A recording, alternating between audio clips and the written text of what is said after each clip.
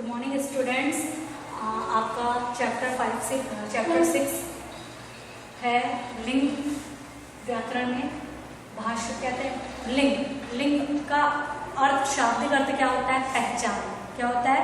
पहचान। सबसे पहले मैंने बोला कि चैप्टर्स में उसका अर्थ समझना बहुत जरूरी होता है। तो लिंग में इसका शाब्दिक अर्थ क्या होगा? पहचान। सबसे पहले लिंग में जब हम किसी भी चीज़ को, जैसे आपने हर चैप्टर्स में उसकी परिभाषा को समझा, उसके शाब्दिक अर्थ को समझा, उसके अर्थ को समझा, तब जाके उसकी परिभाषा को समझने का आपने पूर्ण रूप से उसको प्रयास किया।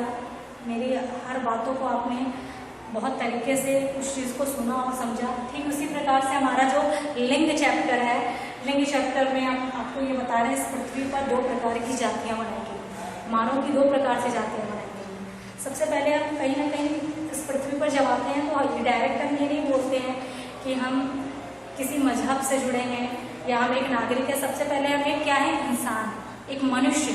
और उन मनुष्य की 2 जातियाँ बनाई गई है जो 2 भागों में विभाजित की गई है। सबसे पहली जाति होती है वो स्त्री जाति, जिसको हम बोलते हैं स्त्रीलिंग, लिंग के आधार पर। और दूसरा होता है पुरुष जाति, जो होता है पुल्लिंग। तो भाषा में प्रत्येक शब्द की पहचान या तो वो नर के रूप में होती है या तो मादा के रूप में होती है। ठीक उसी और इसी पहचान को हम क्या कहते हैं? इस व्याकरण में इसी पहचान को हम लिंग कहते हैं। या शब्द के जिस रूप से स्त्री जाति, संज्ञा शब्द के जिस रूप से स्त्री जाति या पुरुष जाति का बोध कराया जाए या उसका ज्ञान कराया जाए, वो क्या कहलाता है? लिंग। ठीक है। व्याकरण में शब्द संज्ञा में ये बताया गया है, संज्ञा ही इस व्याकरण का सबसे महत्वपूर्ण रूप होता है। तो संज्ञा के ही आधार पर हम आपको बता रहे हैं कि हर परिभाषा में संज्ञा शब्द को जोड़ना बहुत जरूरी होता है, क्योंकि ये संज्ञा एक पहचान कराता है कि जो अपने नाम से अपने अस्तित्व की पहचान कराते हैं। ठीक है। अपने एक जाति की पहचान कराते हैं। तो नाम की पहचान कराना ही संज्ञा कहलाता है। तो वही चीज़ हमारा यहाँ पर संज्ञा है। तो परिभाषा में भी हम कहीं कहीं लिखते हैं। यहाँ हमने लिंग में भी वही चीज़ बताया कि दूसरे तरीके से अगर हम परिभाषा को लिखते हैं तो हम ये बता सकते, ये बताने का प्रयास कर रहे हैं कि संज्ञा शब्द में या संज्ञा शब्द के जिस रूप से स्त्री जाति या पुरुष जाति का बोध कराया जाए, या संज्ञा शब्द के जिस रूप से स्त्री जाति या पुरुष जाति का ज्ञान प्रकट हो या बोध हो, उसे हम लिंग कहते हैं। लिंग में हम आइए सबसे पहले बढ़ते हैं। हर परिभाषा में उसके 2 प्रारूप होते हैं।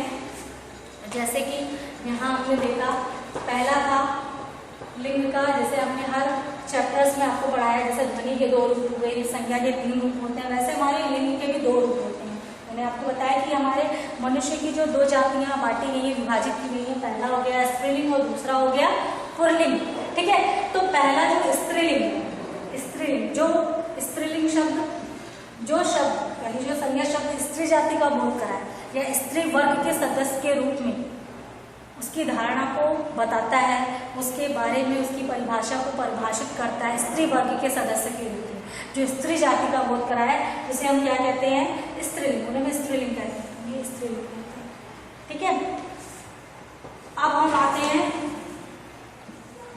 स्त्रीलिंग में। हमने एग्जाम्पल देखा। सबसे पहले यहाँ पर एक औरत, स्त्रीलिंग के आधार पर क्या हम एक लड़की को औरत का नाम दिया जाता है। ठीक है। औरत हो गया। ठीक है। उसके कई, जब वो कई अपने एक रिलेशन में कई रोल प्ले करती है, जैसे कि घर पर एक औरत बहन भी होती है, किसी की माँ भी होती है। ठीक उसी प्रकार से यहाँ पर किसी की दादी भी होती है। तो वही चीज़ यहाँ पर एक औरत के आधार पर जब उसके कई रोल प्ले किए जाते हैं तो वो उसमें किसमें आएगा? हाँ, औरत को हमने दूसरा नाम क्या दिया? वो जब उसका किसी रिलेशन में जब रोल प्ले होता है तो यहाँ पर हमने क्या दिखाया? एग्जाम्पल बता दीजिए। ठीक इसी प्रकार से और भी उसको उदाहरण है, जैसे हो गया रेलगाड़ी, ठीक है, पुस्तक इत्यादि। ये हमारे किसमें आते हैं? स्त्रीलिंग कैटेगरी में आते हैं। ये हमारे यानी स्त्रीलिंग के एग्जाम्पल।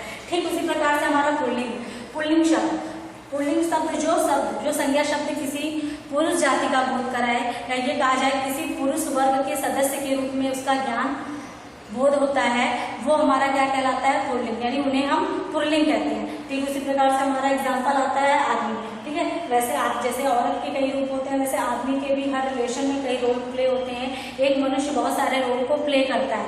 जैसे कि यहाँ दादाजी का है वो, और बहुत सारे जैसे हो गए पापा, चाचा, मामा, तो ये क्या हमारे आते हैं, ये हमारे एक मनुष्य के जो कई रोल प्ले होते हैं, लेकिन वो किस कैटेगरी में आ रहे हैं, पुल्लिंग के, यानी पुरुष सदस्य के रूप में आ रहे हैं।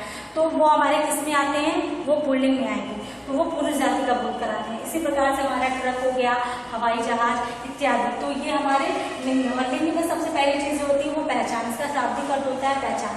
तो इसकी परिभाषा यही होगी कि शब्द के, संज्ञा शब्द के जिस रूप से स्त्री जाति या स्त्री सदस्य के रूप में या पुरुष जाति या पुरुष सदस्य के रूप में जिसकी पहचान होती है उसे हम लिंग कहते हैं। या परिभाषा में आपने यहाँ देखा है, भाषा में प्रत्येक शब्द की पहचान, जैसे कि आपने देखा है कि इस प्रकार से भी आप अपनी परिभाषा को लिख सकते हैं।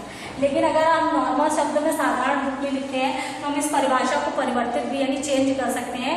एक सिंपल लाइन में लिख सकते हैं कि संज्ञा शब्द के जिस रूप से पुरुष जाति या स्त्री जाति का बोध हो उसे हम लिंग कहते हैं। और लिंग के दो रूप दिए गए हैं, पहला है पुल्लिंग और दूसरा है, पहला स्त्रीलिंग और दूसरा है पुल्लिंग। जहां पर हमने अभी आपको ये बताया है स्त्रीलिंग और पुल्लिंग के बारे में। इसी प्रकार से आप एक सारणी बनाएंगे और उसमें हम इसको दो खंडों में विभाजित कर देंगे। जैसा स्त्रीलिंग को स्त्रीलिंग और पुल्लिंग को पुल्लिंग में बांट देंगे। थैंक्स।